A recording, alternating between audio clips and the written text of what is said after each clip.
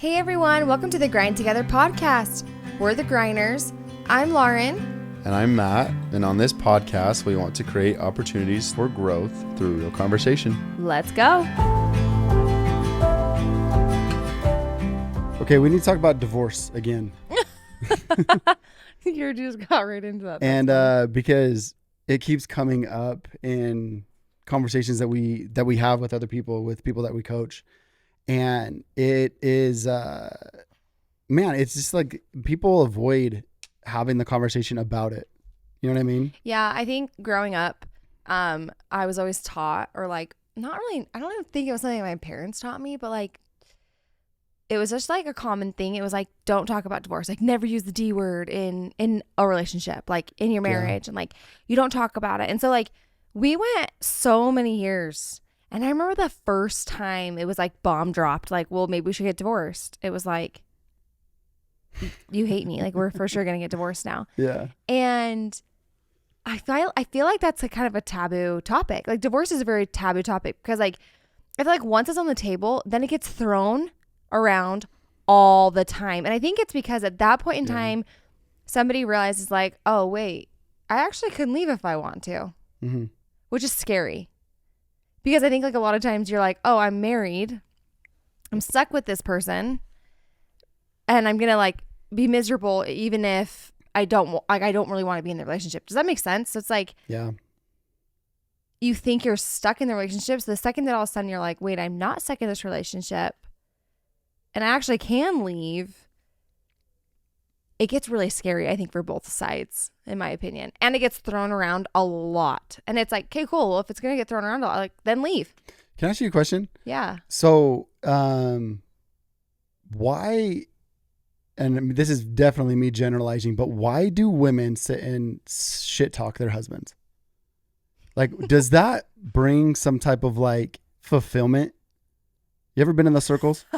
I have. I don't really feel like I shit talk you very much. That's okay if you do. I'm just wondering, like, why I just shit talk you right to your face because But people don't do that, and especially wives, right?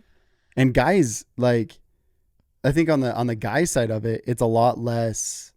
Like, we don't shit talk as much because we don't really talk about much anyway, right? Okay. So we'll say like little things like like we'll joke, right? Like, oh yeah, we're not getting any, or like, man, like we keep having these arguments and like she just can't see my side. Like, that's pretty much the extent of it, right? Okay. But I feel like I would love to be a fly on the wall for these little shit sessions that you guys have because I've heard about them. Okay, so that's interesting. So I want to know like why they do it. I think I was listening to a podcast recently, this last week. Yeah. About women. And I feel like I have to preference this. Like, I am a woman, obviously. I have never really had great relationships, like female relationships. It's just not ever been something that I have had. I think I cried to you about it like a week or two ago. I'm just not great with women. I wish I was, but I'm just not. And so I tend to to gravitate more towards like, I'm really good friends with my mom, and I would say like my sister's one of my really good friends as well. But I have been in those groups of the shit talking sessions. Okay. Yeah. Because for a really long time, I tried really hard to be a part of like, let's like air quotes, like mom groups, right? Or like, I tried to have like friends that, I don't know. I tried to have like girl group friends. It just didn't work out for me. I'm not cut out for it apparently. But I think the main reason is, and what I'm leaning towards in a very long way, is that I was listening to a podcast this last week just about the different roles that women play and the different like personality types that we have as women. And it was really interesting to me to hear this from somebody else, another very strong, like in your face kind of woman. Like, truthfully, you were like, she's kind of bugging. We were listening to it together and you're like, she's kind of bugging. And I'm like, I think she's funny because she's like so blunt, so out there, like right in your face. And I loved what she said about it is like, women, truthfully, take on this role of being a judge constantly. Like, we think we need to judge everything and everyone and all the things, right? And so, and when she said that, I was like, do I agree with that? And I'm like, actually, yeah, I kind of do. I really do think that if you even rewind all the way like to the dawn of time or whatever, like religion or anything like that, the very first thing that was ever like judged was a woman, right? Like the woman had to freaking do something in order for things to progress and move forward there. And she got to be the judge on what she did and then move forward. I'm talking about Eve. Anyways, I was trying to bring religion into it and then I was like, I don't know if I want to. But I think women literally take the role of the judge a lot of times. And so I think in these shit talking sessions, it's a lot of just like, I feel like women have a hard time because they're constantly judging everything else. They're not actually looking at themselves and they're not looking at like what's actually happening for them. And the other reason I feel like I can say that is because I also do it and I'm not naive to it. Especially in our relationship. When our relationship gets hard, my head will scream to me all of the things that you're not doing. Like I literally, like right before we recorded this podcast, we were talking about some hard things in our relationship. And it's funny. And I was getting really emotional when we were talking about it because, oh, fuck, I'm going to cry. I was getting emotional about it because I was trying so hard to blame you. And in hindsight, as much blame as I wanted to throw on you, I know the responsibility is right back at me. And like, that's a hard pill to swallow. And I think that the reason that women sit and shit talk their husbands is because a lot of times they feel really out of control of what's going on in their lives. And they feel like maybe they've given all their power to him or all the control to him. And so he's the easiest person to shit talk because they have no control over it. I know that's how it is for me when I feel very out of control in my life. And I feel like I'm like, I don't even know what direction things are going to go or financially or schedule wise or whatever. It's like the one thing I know is that I can blame you for everything going on because you're the closest mirror and projection. You're the thing that projects more onto me than anything else of the things that I'm not doing that I want to be doing or that need to be happening in my life. Yeah. Wow. That was the perfect answer. I didn't even imagine. There was no way that I imagined you coming to that answer. So that was very, very cool. I mean, it's a shitty spot to be in, I'm going to toot my own horn, self-aware enough. Yeah. To be like, wow, I'm really mad at him and I want to blame him for X, Y, and Z, right? But then knowing that I'm the only one that actually has control over any of it. And so I think that leads into the topic of divorce of like, do you really want to get divorced to your partner, right? When divorce comes up, do you really, really want to leave your relationship? And I think that there's like a lot of different avenues to kind of go down when you're going down that road. Yeah. Well, yeah. Because here's the thing. We have talked about divorce on both sides of it. As far as like, we are okay if you guys get divorced. We honestly love that for some people in some situations, right? But we also are very big advocates for staying married and pushing through the things that are going to help you the most in your relationship. And it's creating this relationship that you can be yourself in every single scenario. Self-aware is what you called it.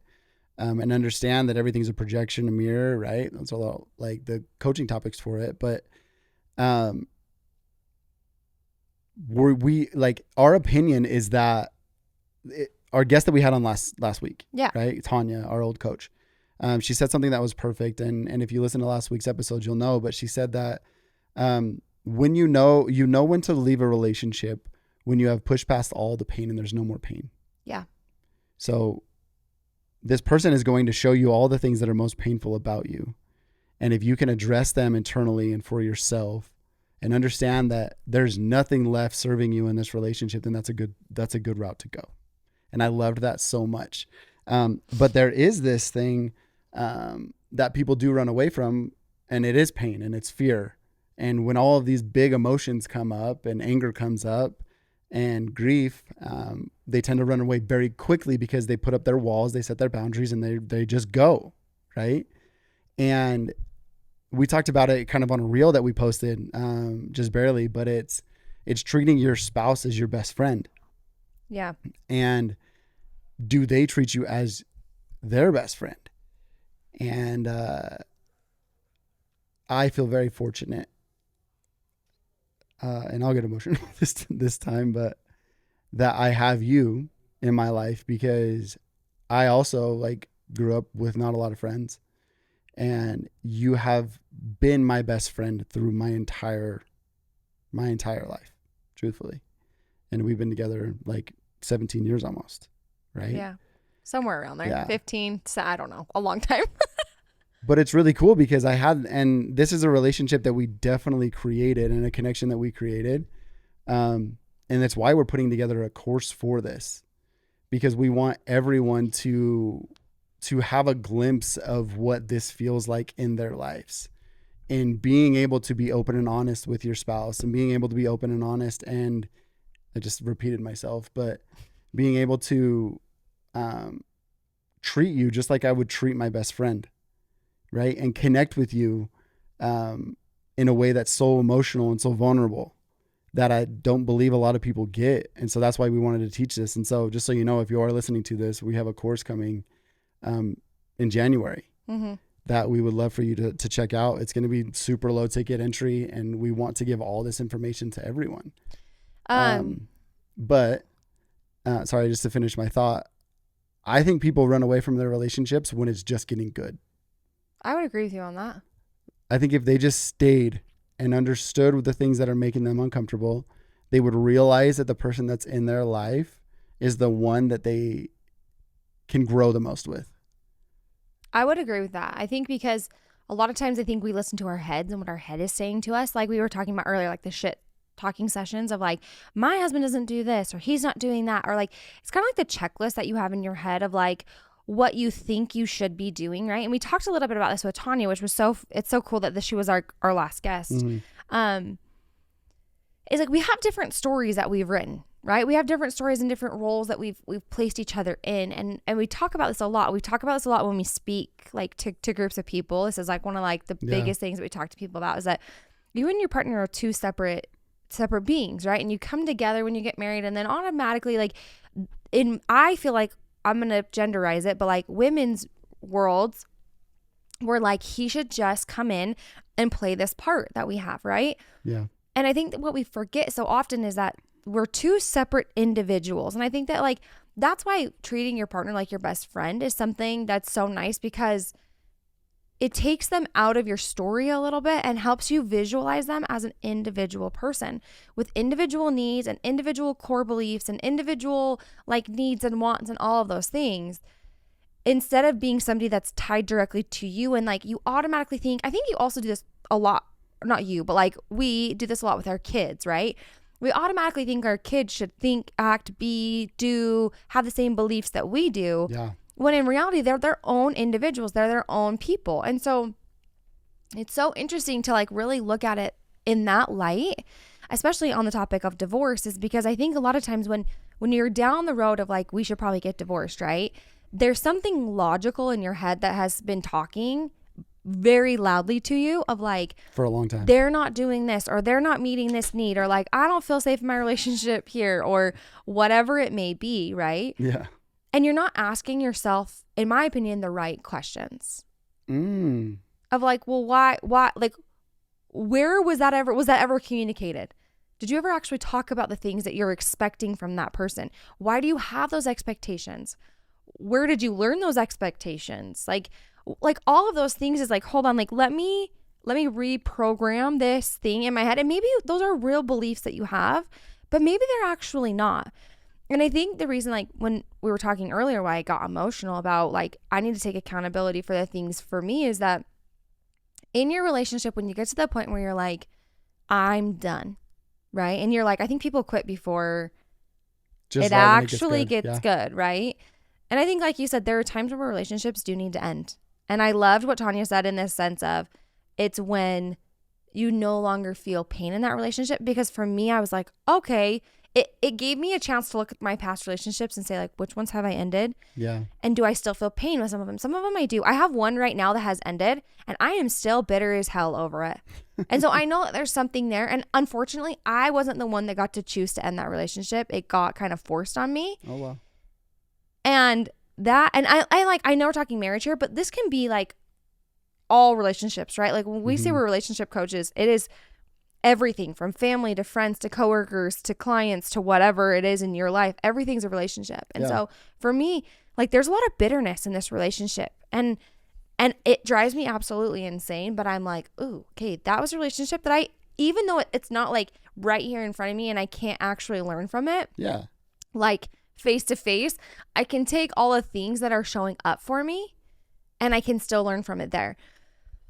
And so taking the approach of like, okay, cool. If you were to get divorced tomorrow, like we're like, I'm out. See, I think about this a lot because I think once it's on the table, it's like we say all the time, we have a conscious decision every single day to choose each other. Yeah. You wake up every single day choosing to be in the relationship that you are, not necessarily feeling like you have to be in the relationship because you got married or you made a commitment or you don't want to quit. You're not a quitter.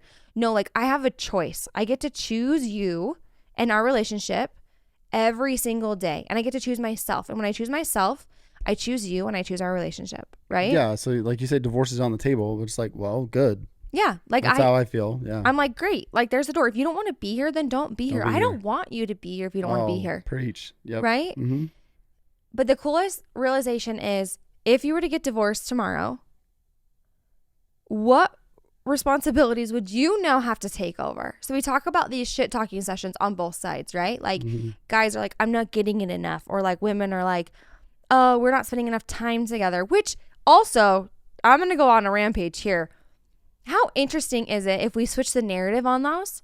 Like, let's say your husband comes to you and he's like, hey, we're not having enough sex, right? And like, I have a lot of needs and like, I'm not feeling physically connected to you. Yeah. And that is a conversation that 9.9 times out of 10 causes a fight in a relationship. And the woman's like, oh my gosh, that's all that you care. I'm literally speaking from experience right now, but like, that's all you care about. And like, I'm just a body to you. And like, do you care about anything else? And blah, blah, blah, blah, right? If we switch the narrative and then I come to you and I say like, hey, babe, I really feel like we haven't like spent a lot of quality time together. And I really don't feel like we've like been able to talk or communicate. And I just feel really disconnected from you. I was wondering if we could go on a date night. And you respond with, well, I was actually thinking I was going to go hang out with my guy friends tonight. Yeah. Like, how funny is that narrative? Because You're I was saying, how is that different? Like, right? how is that any different? Yeah. They're just needs that aren't being met, right? Yeah. So when we talk about divorce there, like, what are some things that, I mean, we hear all the time from people that you would be like, hey, you'd have to do that now. I mean, simple enough, like taking out the trash. Truthfully. Getting the car fixed, filling up your car, like mowing the lawn.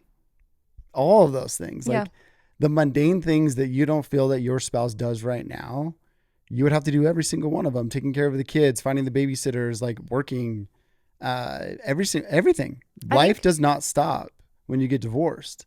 Here is the kicker. And we've had an episode and we kind of talked about that. A lot of our listeners have listened to that one, right? But the thing is that there are people out there that you'll gravitate towards that might fit a little bit better than your spouse. And that's hard for me to say as a relationship coach, but it's true. Are you talking about just like let's say you get divorced, right? Yeah. There's somebody out there that might fit better than the one that you have right now. That's just the truth, right? And it might be the case that that person's waiting for you to come find them. And that's okay.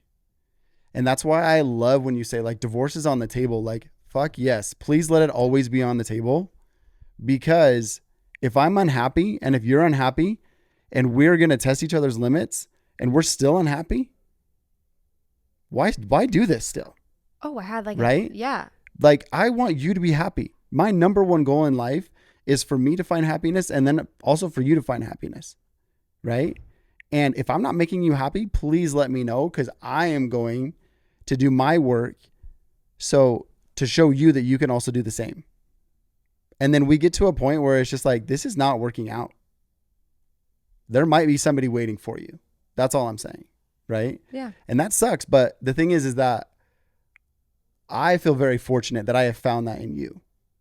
When we got to the point where we were just like, this sucks. I'm done. Right? Yeah. I was like, hold on. Let me be the person that you need and that I need. And fortunately enough, you became the person that you needed for you that I also very much needed. And so we kind of had to go through a transformation. And I think that is possible for every relationship, right?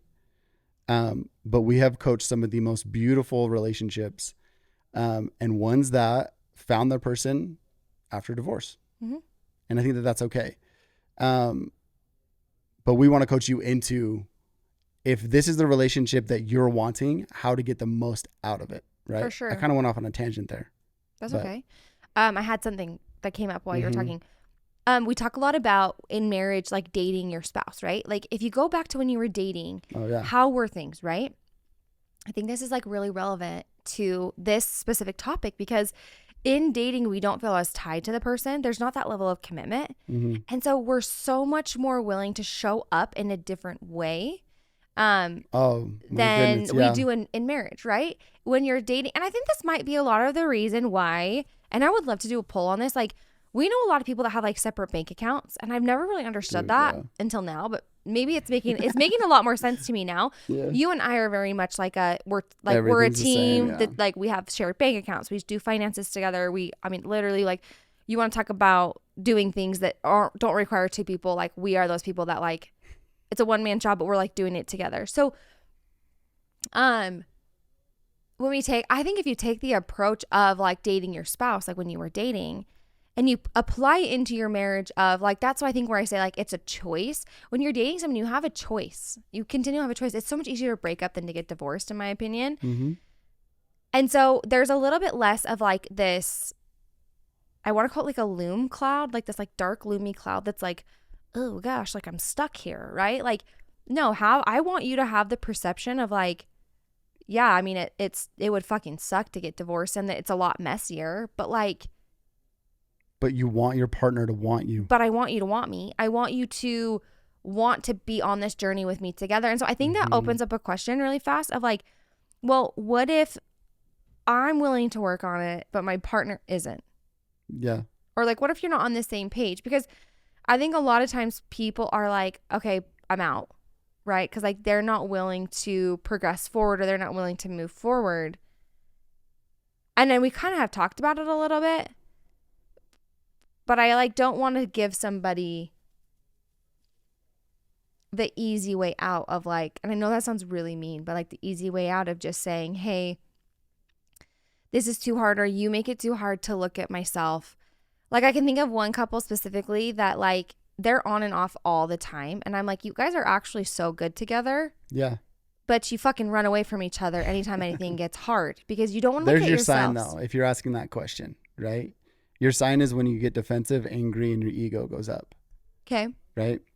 So you're not in love? Well, no. My ego is going to go up when I'm not healed. And that's a blanket statement for saying there's shit that I've got to deal with. I'm like, who is healed, really? There's shit that I have to deal with from my past that you're helping me see. Okay. So let's say my ego goes down and you're sitting there yelling at me. Like, I'll give you a scenario. You're yelling at me and I'm not getting defensive. I'm not worrying about what you're saying, right? But you're still yelling. Pain's gone for me. I've talked to 15-year-old Matt, right? I've addressed the past. I'm okay with you sitting here and yelling at me because I know these are all projections from you. Now I get to hold space for you, right? And I can continually do that until there's this time that comes up in everybody's relationship where what you're saying is, it's too hard for somebody else to look at themselves. So if I am able to hold space for you enough, for you to put down your guard, put down all of your boundaries, put down your ego, then we can have a conscious relationship. But if I can hold space for you and you don't do that, I can guarantee you'll run away. And that's, I think, your sign for be like, okay, cool, this doesn't work. Like this doesn't work. Someone's ego, because you're saying about, well, what if one person does the work and one person doesn't want to, right? Someone's ego will always push them away unless they're able to look at what's past their ego. And when that is the case, then that's when we know that both people are willing to do the work. Okay, so I'm asking you a very personal question here. Go for it. About our relationship. So I'm the pusher in our relationship. Yep. That's a Mean Girls reference, but it's fine. She's the pusher. I'm like the pusher outer in our relationship. Like I constantly am trying to like push you out, and I know that, and I subconsciously do it. without realizing it. And then it like will hit me where I'm like, oh shit, I'm doing it again. It doesn't seem fair to you to stick around in a relationship where you constantly have to show up in a way like that for me. Okay. So like, I mean, I guess talk to the person who has the difficult partner. No. I'm grabbing our water 1 second. I love that because, and this is where I'm going to differ from every other relationship coach or therapist, in my opinion, that I've heard of, right? Okay. But I see the things that you show me, these difficulties that you bring me with, right? Bring to me. I see them as such a blessing for me now. So rather than you putting your shit on me and pushing me away continually, right? I see that as a blessing for me to get stronger, to be able to handle the feminine energy and hold space for you. Is it really feminine energy though, or am I more in my masculine energy? No, the feminine is always going to try and hide, always going to try and protect herself.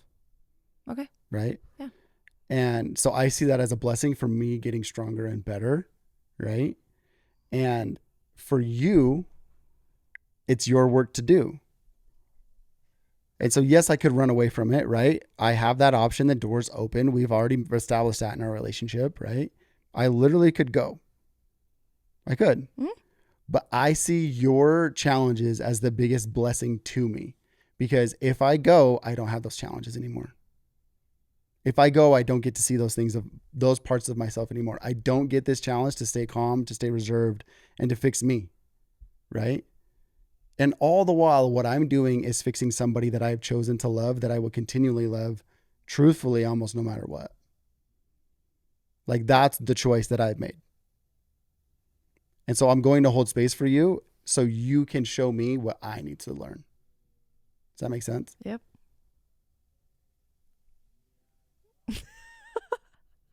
I'm just over here crying. It's fine. And it's frustrating as fuck. Like, it really is. And the guys that I sit across from and talk to, it's the same thing. It's, you are going to continually test me to make me the best man that I can be. It's so funny that you're bringing that up though, because like I'm currently thinking about the things that like you test me on. Right. Because I'm over here like being like, I push you all the time. Like, we all know you're not fucking perfect, and I'm gonna be the first one that says that. Right. That's my ego trying to protect myself there. It's fine. But I'm thinking about all of the things that you like challenge and push me on, right? And all the things lately that have been like going on for me mentally. I have not been in a good spot like the last 2 weeks. It has been very interesting. Good job. That's right? Honest. Yeah. And I think a lot of times we like play this role of like everything is sunshine and rainbows, and some days it is, and other days it's not. And I think for me, just the last 2 weeks have just been a little bit darker than normal, and just navigating that. And I'm grateful that I have you to talk to about a lot of those things when they come up. But when things for me are dark, or things for me are like cloudy, that's probably a better way to put it, or cloudy. Like, I just think it's like kind of like a storm cloud. Like think of like Eeyore on it's just one of your cycles, Winnie the Pooh. Mm-hmm. Yeah. Probably gonna start my period or something. No, I'm just kidding. Oh gosh. Mentally, I go to like really weird and very like almost logical places. But when I really sit and think about it, they're really not that logical. Like, they really don't make sense. And I'm thinking of some things like that you and I talked about even just a couple days ago. We were in here working, and I said to you, like, I've come to the realization that I've always had this like label that I put on myself that I'm such a hard worker and I like get shit done, and I'm just like, I've got this. And I like looked at you and I was like, I'm not that at all. And I was like, I actually am like low key, like all the things that you think about yourself, like I actually am those things of like, yeah, like I want it to be easy. I don't really want to work that hard. I do procrastinate so much. Yeah. And that was a really fucking hard thing to like admit. And then I feel like I admitted it. And then I was like, oh shit, I've lost my part of my identity that I like thought that I had created, right? We talk about like these stories or these characters that we've created. It was like this character that I've like had created in my head, but I actually wasn't that person. Like, I thought I was that person, but I'm not actually that person. Good. And it's almost like this cycle of grief that we sit in, right? And there's like, I think the emotion, and the reason I call it like this like gloomy dark cloud is like, I'm a little bit in grief in the sense of like grieving who I kind of thought I was, or grieving kind of who like the role I thought I played in our relationship, and realizing that like I actually don't play that role, and that's okay. Like now I get the choice to choose to do something different, but it's really scary. And right above grief is fear, right? Yeah. And so understanding those emotions and understanding that that's kind of where I'm at is really cool in our relationship, to be like, okay, cool. How do I want to move forward with this? And like when talking about divorce, it's like we talk about string theory all the time, and it's something that I do all the time, right? Just thinking about the future and the different scenarios that could happen, yeah. Yes, and going down it. And I would say that if you are somebody who has anxiety, or like is somebody who like continually wants to plan for things that they actually have no control over, string theory is actually super cool, because it will give you the opportunity to go down different paths and to look at different scenarios and to see how far down each path you can get. And typically the one that you can get down the furthest is the one that's probably right for you. I think the scariest thing about string theory is when you can't get very far at all. That's not scary. Well, sorry, I have something. Yep. Like down any of them, right? Mm-hmm. Or you can't see very far down any of them. Right. And I say that it's scary, but it's also like, okay, wait, how cool is that like I actually now get to choose what I want to do, and I get to create. Yeah.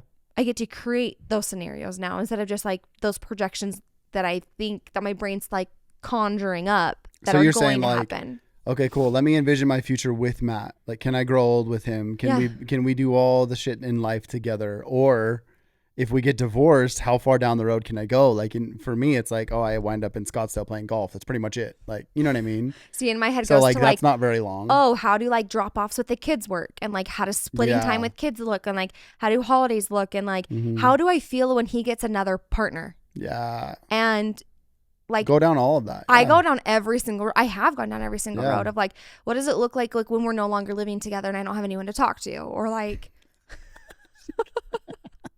And I'm a lonely old cat lady. No, I'm just kidding.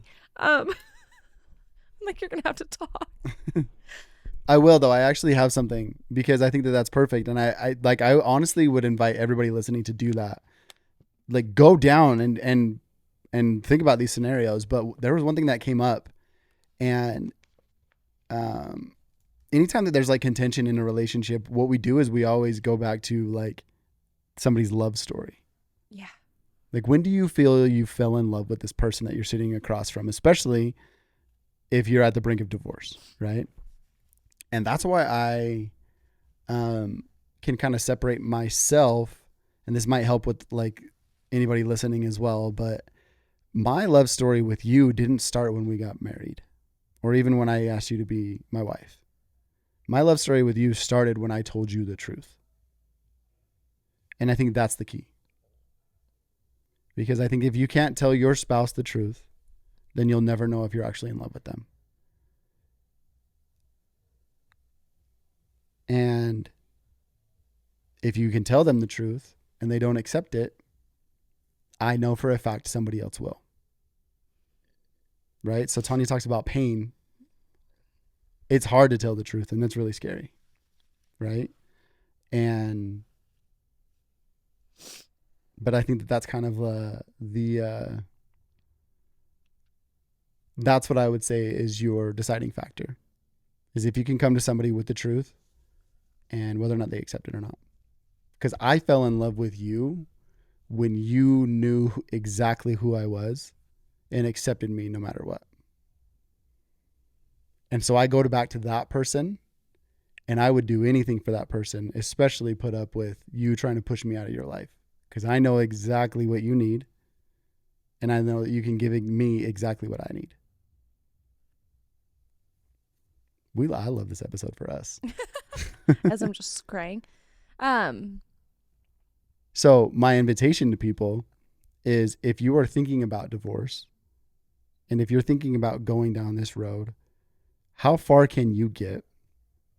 And then my second invitation is, have you actually told the truth about what's going on in your relationship? And have you had the hard conversation? And if you haven't, and you're running away, then you know you're probably missing out on something good. I also feel like at the end of the day, have you actually looked at yourself first? And when I say look at yourself, like, have you taken a little mental note or like I can't think of the word, like a inventory of what you're actually needing, like you personally, not what your spouse isn't providing for you, but like what you personally are needing. And are you actually doing those things? Are you actually that person? Right? Can you give what you're wanting? Yeah. Can you actually give what you're wanting? And then have you actually even tried to make things like work? Have you actually even communicated anything to your partner? Telling the truth, yeah. Because when you can actually do that and you can look at each other and you can be honest about even hard things. Like, I think that's the other cool thing about telling your partner the truth and getting down this road of treating your partner like your best friend is that, like, I can tell my best friend when I don't think that they're living up to the potential that they have. Or like, hey, I think you are being a little bitch or whatever it is, right? I don't know why that's always my go-to saying, but like, I just think that you're so much capable of, like, I think you're capable of more than you're putting yourself out there for, or whatever that sentence is, right? Because I think a lot of times when we hear like, I want someone to love me exactly how I am, we talk to women whose husbands don't have jobs or, you know, like partners have, you know, infidelity or, you know, they have all these things that are coming up that they're just like, well, I do accept them and I do love them, but like, I want them to help support, or I want them to be more involved in our kids' lives, or whatever that looks like, right? And it's like, I love you, but I also see the potential that you have, and I want that for you as well. So I think like both are a little sticky area to be in, because they can both be met in judgment. Right. Do you know what I mean? Of like, oh, someone loves me so much, so I don't have to do anything. And then it's like, oh, but I love you so much, so I want you to hit your potential. And then that just seems like I'm forcing you to do something. So. But okay, yeah. Before we like go off and make this episode super, super long, it's what's actually a friend. Like, if I'm going, my best friends, I can tell the absolute truth to, and they can tell the truth to me. And I don't get, like, even if I get upset, guess what? I still love them. You know what I mean? And that's a friend. Mm-hmm. It's not somebody that's just going to hold my hand and going to help me through all of my shit. It's somebody that's going to hold me accountable and help me grow. Right? It's someone that will refuse to allow me to play small. And so, yeah, treat your spouse like that. Treat your spouse and say, hey, get off the fucking couch. I see more in you. I love you too much for you to stay so small. And guess what? I've got some shit in my closet I need to address, and I need you to be emotionally available for me. So work it the fuck out by yourself. And I'm here with you. But I need you to be okay so you can support me. And I'm going to do the same so I can support you. But there is no more playing small in this. And if you have friends that you cannot talk to like that, they are not your friend. Find new ones. Find a new circle. Go to a new group. There is someone that will accept you for exactly who you are. No more taking on projects. You have to start telling the truth to people so they can tell you the truth, because that's where growth is. And so if you can tell the truth to your spouse and you can grow, then that's a good relationship. Stay in that one. But if you tell the truth and they're just like, oh my gosh, I cannot believe you, then fucking leave. I don't care.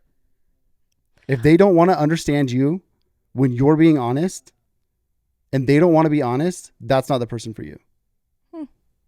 I love that you bring that up though, because before we end, I'm going to throw a real life example. I actually don't know if we've shared this one before, and it's kind of, outside looking in, it's kind of dumb, but in the moment it was like really heated, like we're talking about right now. Yeah.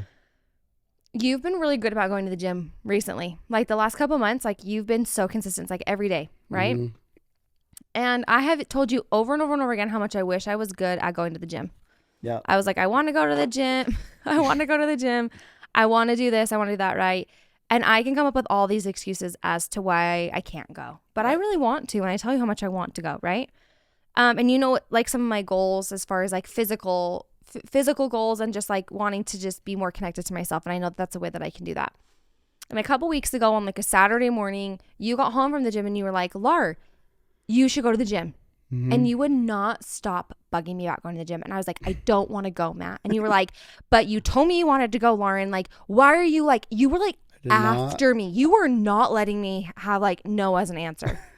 You were like, go find a class. Like, blah, blah, blah. Like, you were like low-key like a dick about it. And I was just like, Matt, I do not want to go. Like, I don't want to go. And you were like, why? And I snapped back. Well, the reason I kept pushing because you had told me you wanted to go. Yes. Or else I wouldn't have. Yes. But yeah. But I was like, I want to go. And you're like, I'm home. I've got the kids. Like, go to the gym for an hour. Like, I've got you, right? Like, go. And I was like, I can't. I had all these excuses. And you like came back with the reasons like why I needed to go. And then you were just like, you said you wanted to do this. Like, why are you not doing it? And you were holding me so accountable. It was so uncomfortable. Yeah. And so I shot back with like something mean of like, well, the only reason you want me to go is so like I like have a better body or blah, blah, blah, blah. And you were like, are you fucking kidding me right now? Like, you're fucking kidding me. And we were like yelling at each other at this point. Like, we were so angry. And you were like, I'm done trying to help you. Like, I'm done. You let me know when you want to go. And I was like, fuck you, Matt. Like, whatever, right? And I left. I like came back 15 minutes later and I was like, I'm really sorry for freaking out at you. Can I tell you really why I don't want to go to the gym? Yeah. And I was like, I'm so scared to go because it's so uncomfortable for me to go. Like, I don't know what I'm doing there. I feel so uncomfortable. I feel like when I walk in, everyone's staring at me and they're like, who the hell is this chick? She doesn't know what the hell she's doing. Yep. I would have just literally walk in and walk. I was like, I have so much fear around going to the gym because I don't know what I'm doing, that the fear alone is just like, it's easier to not go. Mm-hmm. And you were like, that makes sense. And you were like, okay, cool. So like, how do we so we were able to work through that together. So my point is that in those conversations, they're going to be heated and they're going to be like, headbutting, right? But there's always an underlying reason why the other person is coming at you full force with so much like anger, is because they're dealing with something internally within them. And it was really hard for me to tell you, hey, like, I'm actually really scared to go do this because it seems so stupid. Mm-hmm. But in my world, it is like, I would rather almost hold a spider, which I hate spiders, than like walk into a gym and have to figure out what the fuck to do by myself. Yep. So you're able to understand that you were in your ego. Yes. And then you were able to tell me the truth. Exactly. But I think like sometimes real life examples are nice because it's like, even us knowing this, like I know these concepts. I've been doing them for a very long time. There are still conversations that we have on a day-to-day basis where we have a conversation. We kind of go toe to toe in our egos. We take 10 minutes, 30 minutes, an hour, whatever it is. And we're able to come back and say, hey, you know what? I'm really sorry. So my reasoning behind that is like, okay, cool. There will still be heated conversations. There will still be conversations where you're like, well, fuck you. I'll find someone better. But will you really? Because that person just challenged the fuck out of you. And now you get to look at yourself and say, what is it really that I'm trying to run away from that's so uncomfortable that person just brought out in me? Yeah. Good luck, you guys. Good luck. No, for real. But if you guys have questions or you want to navigate your own things in relationships, we're always taking coaching clients right now. Matt's seeing guys. So men, I jump in there here and there. And then we're also seeing couples as well. So if you have questions, comments, concerns, always reach out to us. Our email is grindtogetherco@gmail.com or hit us up on Instagram @grindtogetherco. But we love you guys and we hope you have an amazing week.